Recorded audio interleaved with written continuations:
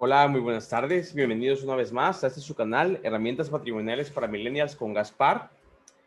Y el día de hoy les traigo un nuevo video y es sobre este ETF nuevo que se llama Genius 21 de Ingenius, que sigue al índice Ingenius, que es un índice que respalda Standard & Poor's y que, bueno, sigue a empresas muy particulares. Este nuevo ETF ha causado cierta conmoción o ha llamado la atención porque es extremadamente su costo o su precio de entrada, ¿sí? Porque no es su costo tal cual, es muy bajo. Y tiene a las 12 empresas pues, de las más famosas que hay en este momento, que han tenido los mayores crecimientos en los últimos años, ¿sí? Y bueno, está llamando mucho la atención, pero ¿qué tan buena idea es invertir en este ETF? Lo voy a compartir mi pantalla, hice una pequeña presentación.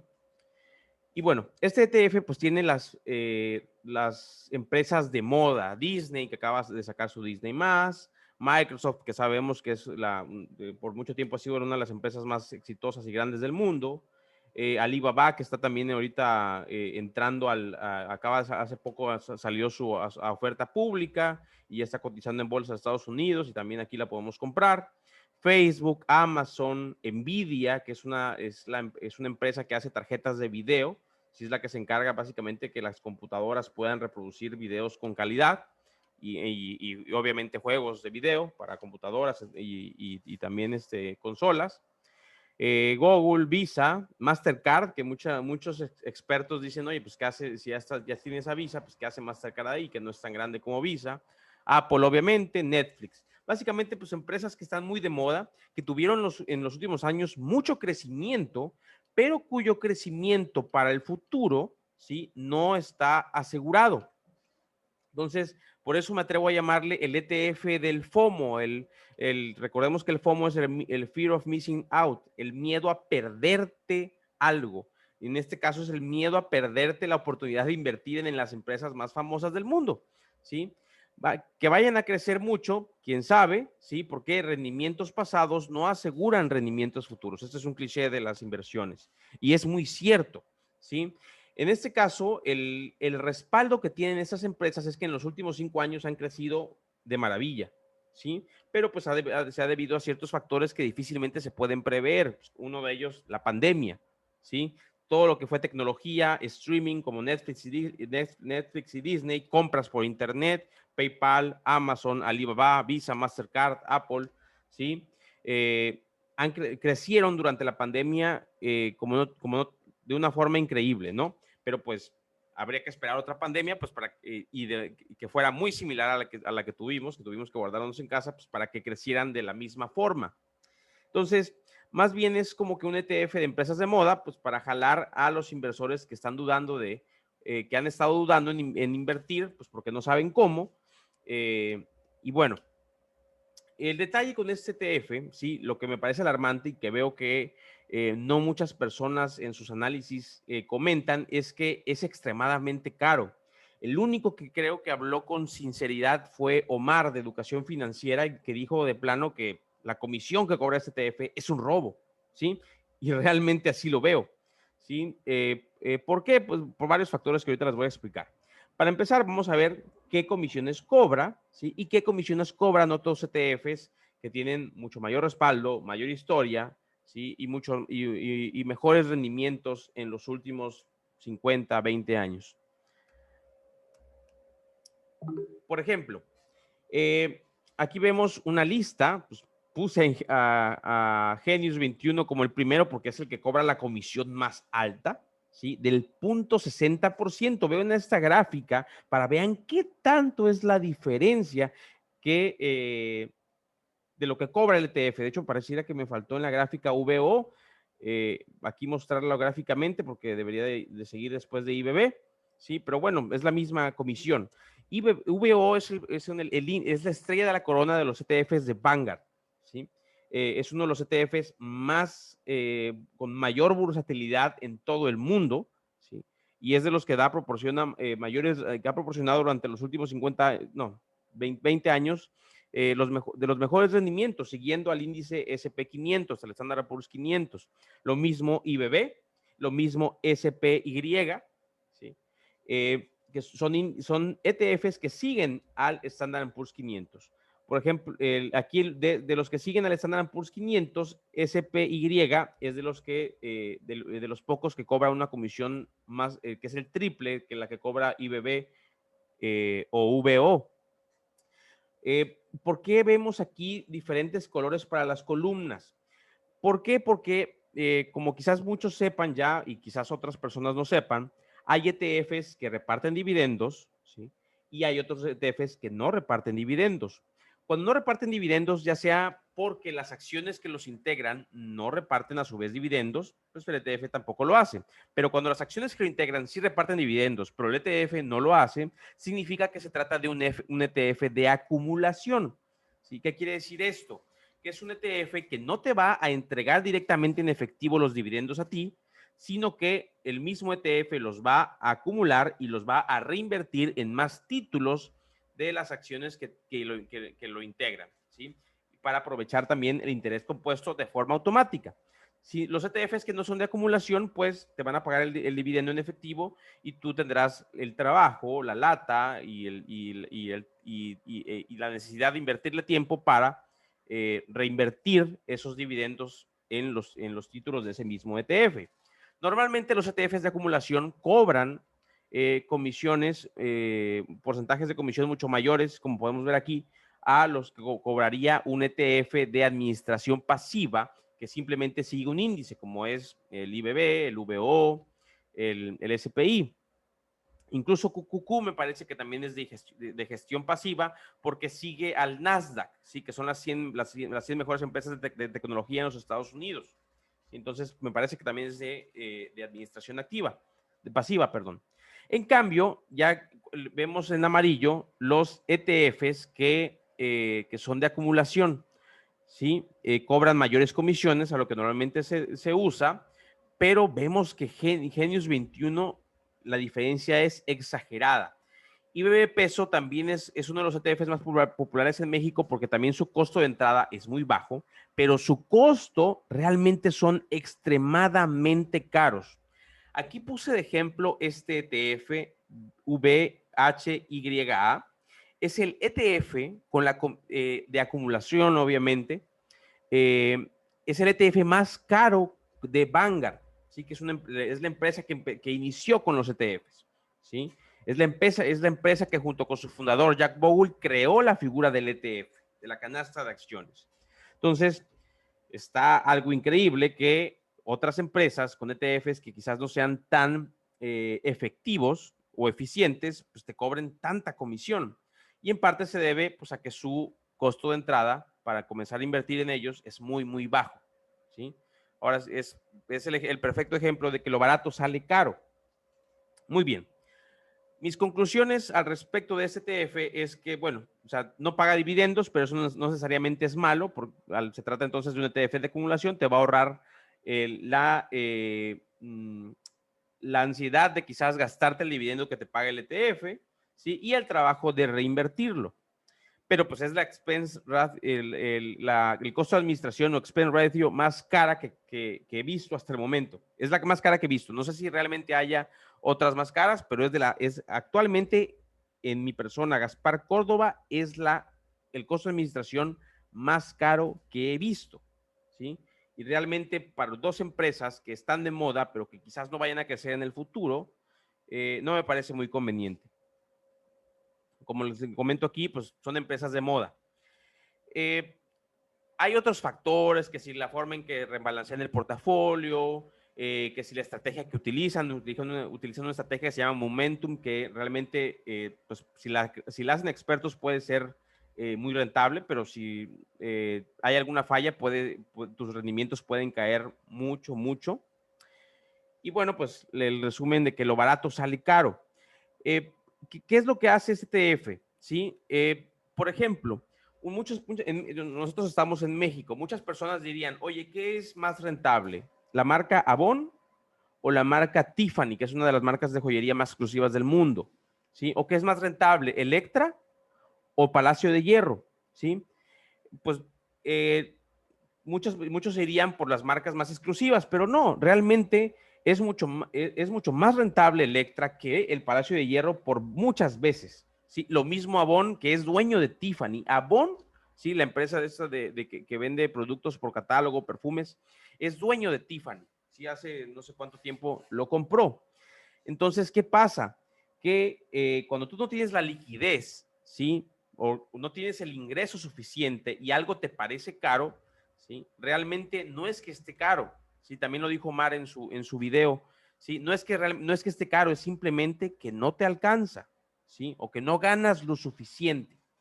Entonces, ¿qué pasa? Pues como sonará muy algo clasista, ¿sí? Y es un cliché también, la pobreza es cara, ¿sí? El no tener ingresos, o el no tener un patrimonio, que es el enfoque de este canal, que las personas obtengan un patrimonio a largo plazo, pero a largo plazo refiriéndose para siempre, para toda la vida, para pasarlo como un legado a sus futuras generaciones, ¿sí? Entonces, la pobreza se entiende que es algo muy caro. ¿Qué pasa cuando alguien es pobre, no tiene ahorros? ¿Sí? Seguramente hay estadísticas que el 30% de los pobres están enfermos, ¿sí? Y que van a gastar y que la misma enfermedad que padecen los va a estancar en ese ciclo de pobreza.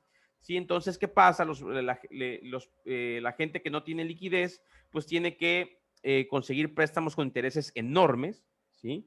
A comparación de que, oye, tengo una emergencia, pues uso mi tarjeta de crédito y no pasa nada, la pago al siguiente mes, o si realmente el gasto fue muy fuerte, pues lo difiero, ¿sí? Pero pues cuando no tienes acceso a créditos, ¿sí? No tienes historial crediticio, no vas a tener acceso a buenos créditos, vas a tener acceso a, lo más probable son usureros que te van a cobrar porcentajes de intereses enormes, no vas a tener seguros médicos, si te cae una enfermedad o pues te vas a morir o pues vas a endeudarte mucho, mucho, mucho más, ¿sí? Entonces es lo mismo aquí. Oye, es que no me alcanza para comprar un título de VO que está en 7,500 pesos aproximadamente, ¿sí? Y pues obviamente pues sale barato porque cobra el 0.03% con respecto al 0.6%, ¿sí? Que cobra Genius 21.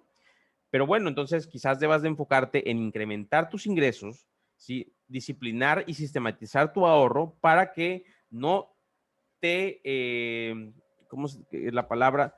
No te aguantes, no te resignes a pagar costos tan elevados de administración simplemente porque no tienes la liquidez en ese momento, ¿sí?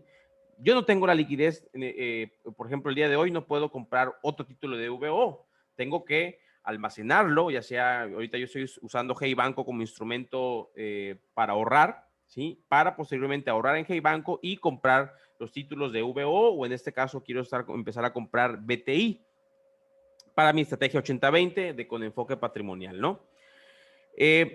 Otra cosa, Warren Buffett dice, cuando veas que toda la gente está comprando una cosa, no la compres, ¿sí? ¿Qué significa esto? No sigas las modas, no te vayas con lo que está haciendo el montón de personas, ¿no? Puede ser un comentario, no es una recomendación, pero pues ahorita que está tan de moda invertir en Amazon, en Facebook, todo el mundo quiere, o sea, mucha gente que veo que empieza a invertir, oye, quiero comprar mi primera acción de Apple. Pues cuando lo mejor en la mayoría de los casos no es comprar acciones individuales, sino es comprar una canasta de acciones como un ETF, que sería un ETF, en este caso uno de los más exitosos pueden ser BTI o VO. Y bueno, este ETF es nuevo. Lo mismo el índice Ingenius, ¿sí? Que sigue a estas dos empresas que tienen una capitalización mayor a los 50 billones de dólares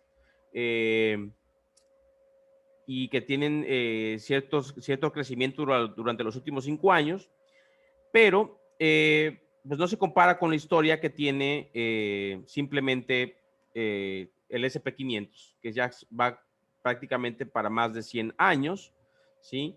Y vemos aquí pues que siempre ha ido a la alza a pesar de todas y cada una de las crisis y recesiones que han sufrido los Estados Unidos de Norteamérica.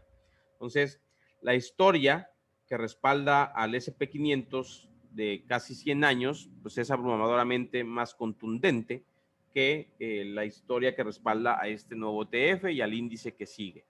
De hecho, ese es otro detalle.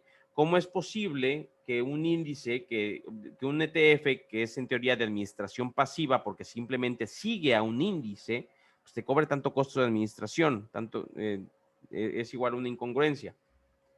En teoría, los costos de administración son proporcionales al tiempo de gestión que tiene que dedicarle la empresa que creó el ETF. Por eso que, de hecho, ahorita les voy a mostrar un Excel que descargué de la página de Vanguard, donde están todos los ETFs de Vanguard, bueno, todos los ETFs que se pueden comprar en el SIC, ¿sí? Que es el Sistema Internacional de Cotizaciones en México. ¿Sí? Básicamente son los ETFs de Vanguard que podemos comprar en México. Un detalle que los voy a profundizar en otro video. Por ejemplo, aquí vemos que los ETFs de acumulación, sí, aquí dicen accumulating, son los que normalmente en Vanguard son los más caros. ¿Por qué? Porque son más sofisticados, involucran, por ejemplo, que están domiciliados en Irlanda, ¿sí? Aquí vemos, de hecho, aquí está el orden, domiciliado, entre más cara está la expense ratio o el costo de administración, vemos que están domiciliados en Irlanda, ¿sí? Muy pocos están domiciliados en Estados Unidos porque en Estados Unidos no buscan tanto el tema de exentar impuestos por dividendos. Pero cuando lo buscan hacer, pues buscan que estén domiciliados en otros países, por ejemplo en Irlanda, que es un paraíso fiscal para los extranjeros que invierten en acciones. En el caso de estos ETFs, Genius 21 o por ejemplo IBE Peso, que están domiciliados en México, uno pensaría, oye, pues, ok, pago un porcentaje mayor de administración, sí, que bueno, no solo es mayor, es varias veces el porcentaje de administración que cobran los ETFs con mayor volatilidad en el mundo. Aquí está otra vez. Entonces diría, oye, pero así me ahorro el impuesto que se paga en México del 10% de dividendos porque yo nunca lo voy a recibir. No es así. Realmente, bueno, es un tema más complicado, pero incluso en el tema de los impuestos no te va a convenir, siendo residente de México, no te va a convenir usar un ETF de acumulación. ¿Por qué? Porque usando un formato que se llama W8BEN, puedes ahorrarte hasta un 20% de impuestos, ¿sí? Por recibir dividendos, que es lo que te ahorran los ETFs de acumulación en teoría. Pero como en México pagamos muy poco y tenemos un tratado de libre comercio y otros tratados con Estados Unidos que hacen que no se pueda hacer doble tributación, entonces eso nos ayuda a pagar solamente, cuando tenemos ese formato W8BEN, a pagar solamente 10% por la recepción de dividendos en Estados Unidos y el 10% en México, contra el 40% si no llenas esa forma. Entonces, en pocas palabras, no conviene, siendo residente mexicano, usar ETFs de acumulación, ¿sí? Es mejor dedicarle un poquito de tiempo, acumular los dividendos en tu cuenta, reinvertirlos por tu propia cuenta y te ahorras una buena parte de comisión, que a largo plazo, ya hay muchos ejemplos, se sabe que a largo plazo las comisiones que te cobra un ETF, si son muy altas, te van a comer grandes cantidades de dinero. Entonces, aquí la recomendación que yo hago es, no conviene este ETF, a menos que realmente no puedas mejorar tus ingresos en un lapso de 1 a 6 meses o un año. Entonces, pues podrías comprarlo para empezar a invertir, ¿sí? Y eventualmente comprar títulos de ETFs de menor costo de administración. Pero si puedes mejorar tus ingresos en el corto o mediano plazo, te recomendaría acumules en algún instrumento, como por ejemplo CETES o Hey Banco, ese dinero y compres, cuando vayas juntando las cantidades, pues compres ETFs de bajo costo, como VO o BTI o IBB. Y pues porque están respaldados por el SP500, que incluso podemos ver que aquí de las 500 empresas que tiene, sus 11 posiciones principales, varias coinciden con este ETF Genius 21. Y pues vemos aquí que la comisión que te cobra son muchas veces, varias veces más. A ver, vamos a ver si podemos hacer la cuenta. O sea, son más de 30 veces, me parece, ¿sí? Que entra la comisión de VO o BTI dentro de la que te cobra Genius 21.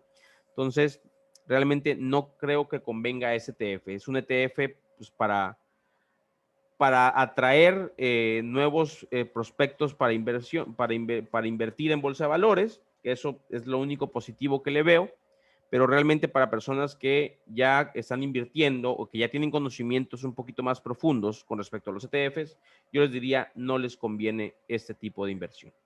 Espero este video les sirva. Recuerden que cualquier duda estoy a la orden. Pronto haré videos más profundos sobre el tema de los ETFs de acumulación y voy a hacer otro video tocando especialmente en qué consisten los costos de administración o expense ratio de los fondos de inversión y ETFs, porque son muy distintos. Hasta luego.